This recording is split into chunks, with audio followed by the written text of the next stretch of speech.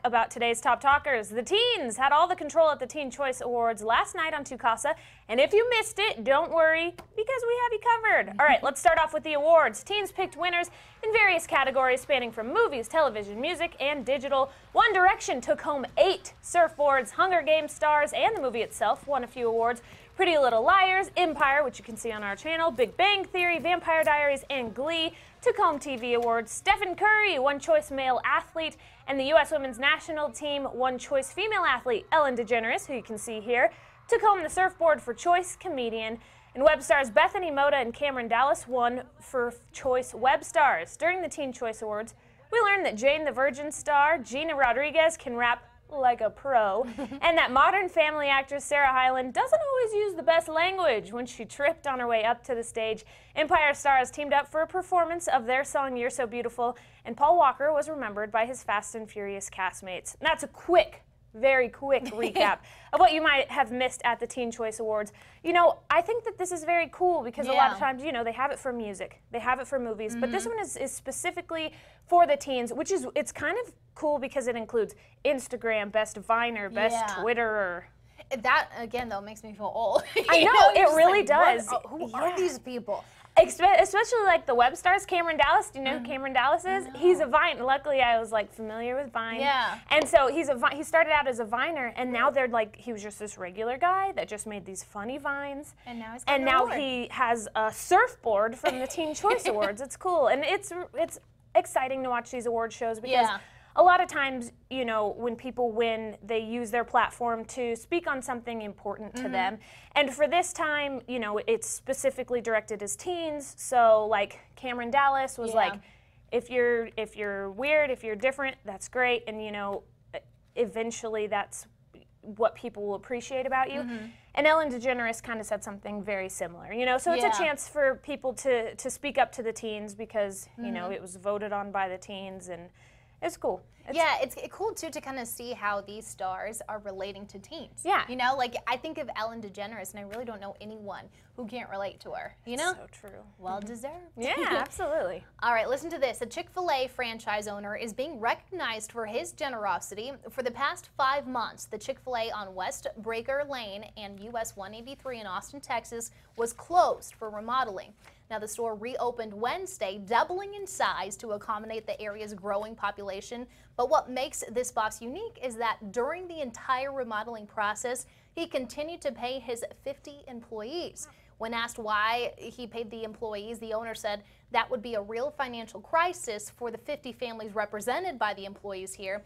They would have to go 5 months without a job. And as an extra incentive, he gave them a $1 per hour raise. Wow. That's awesome. That's so cool. I'm glad that we're doing this story because I know a lot of the times, too, we do these, like, fast food, you know, something icky, like the drink or something. It's kind of cool to see this owner stepping up and being like, hey, like, I realize that this is a tough burden, that you're going to go 5 months without a job. Or even, you know, going 5 months with another job. So, I mean, how do you apply for that? Hey, I'm not going to have a job for 5 months, so can I work here for 5 months? Most places would say, no, definitely not. And it makes me happy, though, to kind of see not only is he kind of compensating them for the remodeling time that they're not going to have a job, but to give them a raise, too, when they come back is awesome. So cool. Happy employees. And I like Chick-fil-A. Actually, Chick-fil-A, I think, is one of the healthiest, you know, fast food chains that you can go to because they offer, you know, grilled chicken. And, which is delicious. I mean, I still get the other stuff, but I mean, if you're trying to be healthier. In the Chick-fil-A sauce, so anything. The Chick-fil-A sauce. My little sister actually just told me about the Chick-fil-A sauce. It's like honey mustard barbecue. It's so good. So next time you go to Chick-fil-A, order the Chick-fil-A sauce. It's so good. All right, moving on. The U.S. Women's National Team is on their victory tour after winning the 2015 World Cup, and their first game was kind of a blowout. The world champs hosted Costa Rica from Heinz Field in Pittsburgh and ended up winning 8-0. Heather O'Reilly, Kristen Press, Whitney Ingen, Megan Klingenberg, and Julie Johnson all had goals in the game. The U.S. was up 4-0 in the first half and didn't slow down when they came into the second half. The game took place in front of an all-time record crowd for a soccer game in Pittsburgh, which was also the largest crowd ever to attend a standalone U.S. women's team friendly. The U.S. will get a rematch with Costa Rica in the second game of this 10-game victory tour. They square off in Chattanooga on Wednesday at Finley Stadium. So exciting. I watched the first half of that game, and then we started watching football, but I still love soccer so much. Yeah. Like, watching women's soccer is so exciting. So and yeah, you played for a while, right? Oh, I still play. Well, currently I'm taking a break. But yeah, I still play. I've played for 20 years, and I coach. So soccer season, high school soccer season is just now starting up. We just had our tryouts last week, and practices begin now. So I'm all about the soccer. Yeah, soccer was one of those things I was never good at, but I like to watch it on TV. It's exciting, and you know what? My husband and I, because we were watching football, my husband's a Colts fan, we were watching a Colts game, and then we turned on the women's soccer game, and we were like, wow. And we actually both said, you know, football seems kind of boring right now compared to soccer because there's so much stopping in it, and for soccer, it's like you just go.